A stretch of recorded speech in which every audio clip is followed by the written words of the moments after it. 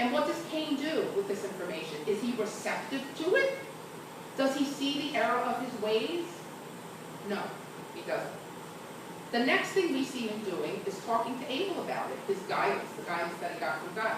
So you see here another nuance. There is some attempt at a union between these two levels of consciousness, the Cain level and the Abel level, which is often the case.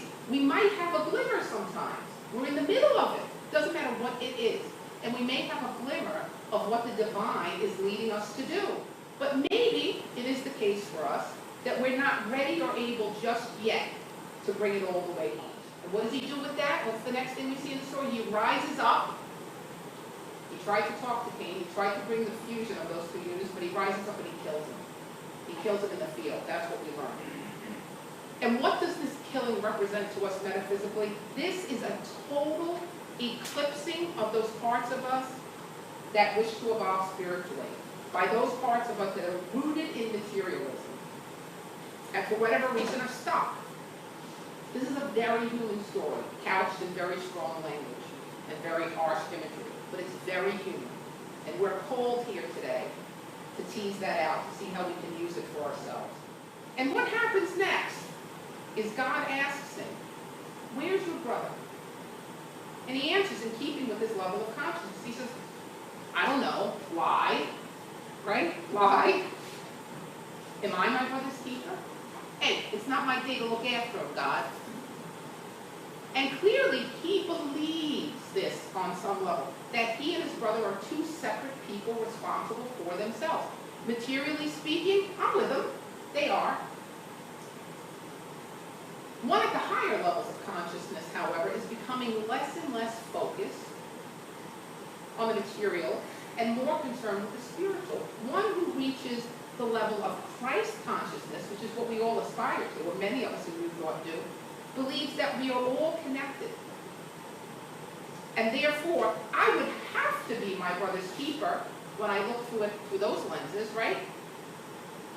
There's no dualism, is the reason why. There is no us and them, she and me, him and her. There's none of that. We are all one, spiritually speaking. And those of us who evolve higher and higher have a real hard time making that distinction. I'm going to get mine. Forget about you. No. Those people, the Dalai Lama, Jesus, Buddha, had a very difficult time seeing those lines because they didn't see as we see. They saw at the universal level. We aspire to get there, some of us.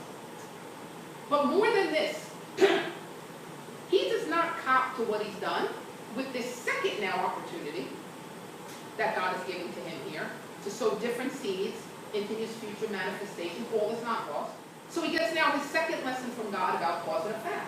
God keeps coming, even for the hard-headed among us. He keeps coming. His actions of killing off his evolving self, his brother Abel, results in his losing his own strength. The earth will not respond to him, and as a result of his actions, no crops will spring forth, is what God tells him. So it's important to note here.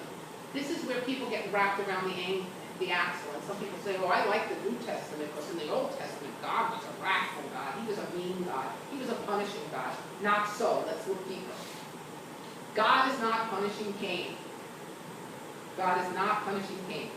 We must look past the story's strong language and its imagery to its meaning. We're called to do that with all allegories.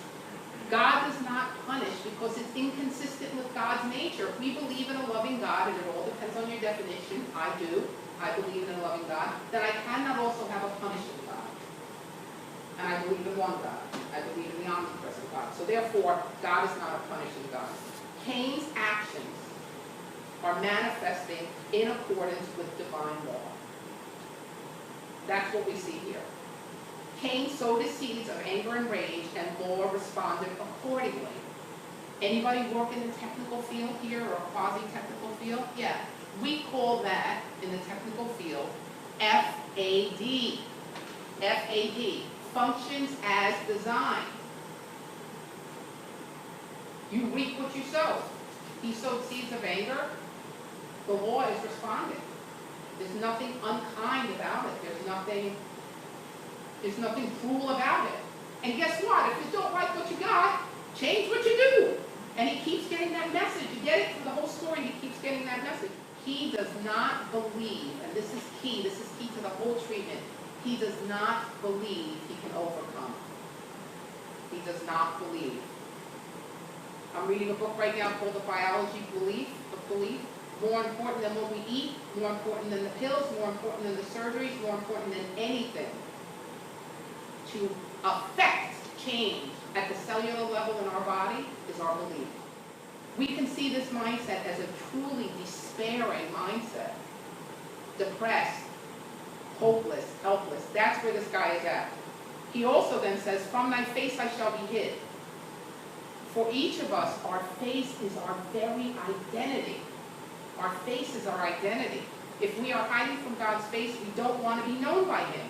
We completely turn our back on any spiritual yearnings and proceed to live a life based solely on the material realm. We all know people who've done that.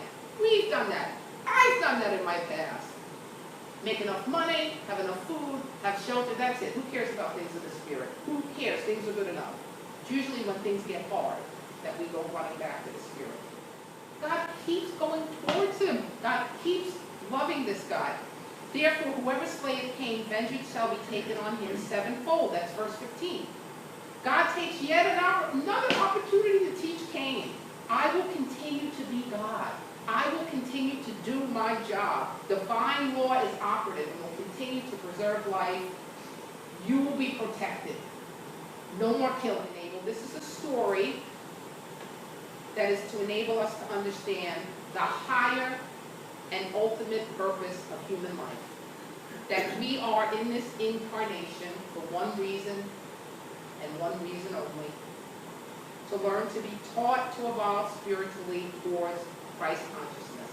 And no matter how long it takes or how many lifetimes, we will all get there. We will all get there. We will all finish the curriculum. Eventually, we all get there. No matter what happens, it's never too late to open up and to claim our divine inheritance. Nothing is beyond the divine laws and principles. Nothing. We are never without recourse. Recovery is always at our disposal. No matter how terrible we think a situation is, or how deep or how far we've gone, the universe is always pushing us towards our good. Always. We breathe, relax in body and mind, just like we did in meditation. It takes nothing more than that, and more and more and more of that. Become receptive to the Spirit, put one foot in front of the other, and we get there. We all get there. If God is for us, who can be against us?